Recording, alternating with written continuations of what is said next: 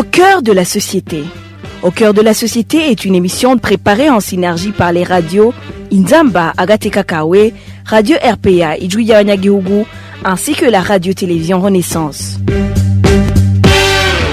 Le président de la République a dit qu'il était en train de se préparer pour faire perdre la valeur aux grosses sommes d'argent que certains gens conservent dans leur maison. Pour relancer l'économie du pays, Évariste Ndayishimiye pense aussi aux fouilles et perquisitions pour lutter contre cette thésaurisation. Comment les économistes interprètent-ils ces propos du chef de l'État? La réponse est dans le mini-magazine Au cœur de la société, présenté par Émile Nivasumba.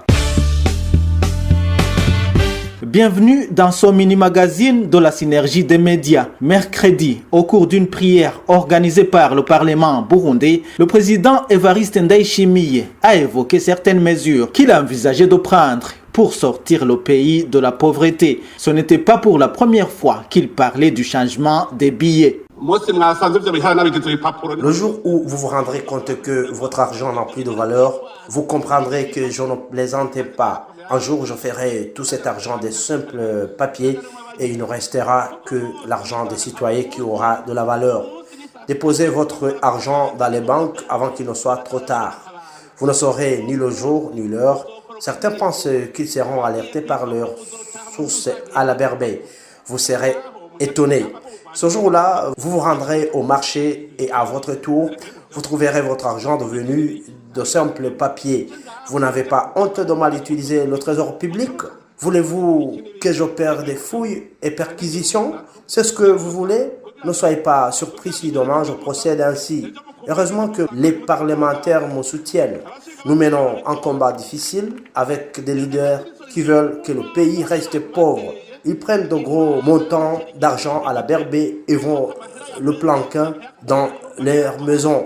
Si vous voulez la guerre, vous en aurez une. Je vais me préparer en conséquence. Déposez votre argent dans les banques. Cet argent n'est pas le vôtre.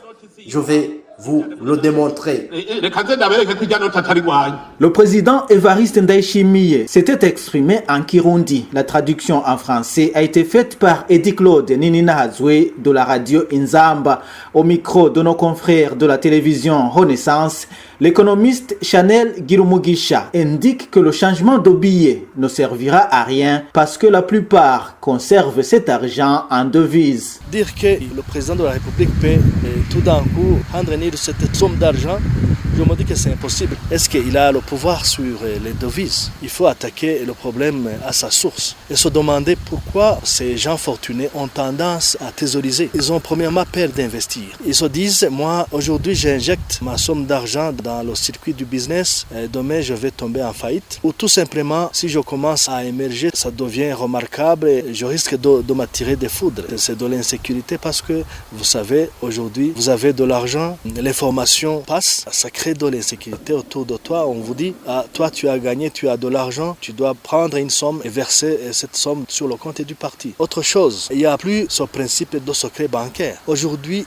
vous avez une somme sur la banque, l'information passe facilement. Vous avez des appels en provenance de la permanence du parti, en provenance de la documentation nationale. On vous dit, ah, vous avez une somme X, tu dois amener telle somme. C'est le climat des affaires qu'il faut assainir. Et pour assainir le climat des affaires, c'est attaquer la corruption, c'est essayer de maintenir la sécurité pour les gens qui investissent. Donc il faut plutôt chercher les mobiles qui font que ces gens n'osent pas sortir leur argent. Au lieu d'appliquer des méthodes de policiers et dire amenez directement votre somme d'argent, sinon je vais rendre nulle la monnaie que vous avez et ça devient directement des papiers. Non, ça c'est un langage enfanté, je dirais. Selon Chanel Girumugisha, les autorités burundaises devraient plutôt créer un environnement favorable aux affaires au lieu de distraire les Burundais. Il ne faut pas rester dans des discours démagogiques, il faut passer aux faits parce qu'on a tendance à banaliser la corruption,